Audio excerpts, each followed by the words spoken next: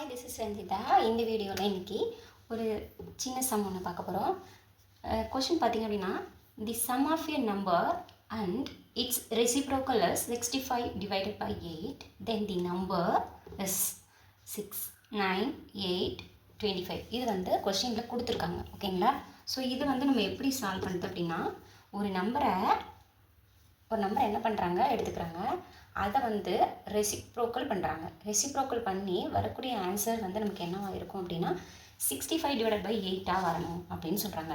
So இதில் எந்த நம்பரை நம்ம எடுத்துக்கிட்டோம் அப்படின்னா 65 divided by 8 அப்படின்ற வேல்யூ வரும் அப்படிங்கிறத பார்க்கலாமா?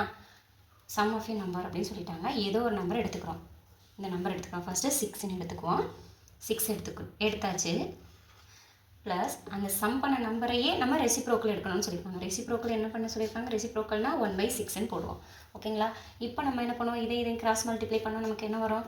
6 6 are 36 + 1 37 டிவைடட் பை இந்த 6 அப்படியே நம்ம போட்டுடலாம்.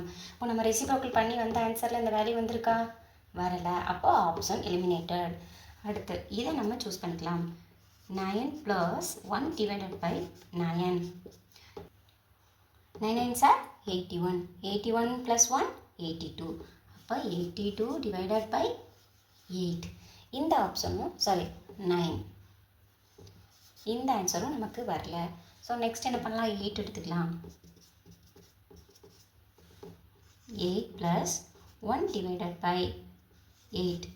8 8s are 64 + 1 = 65 divided by 8.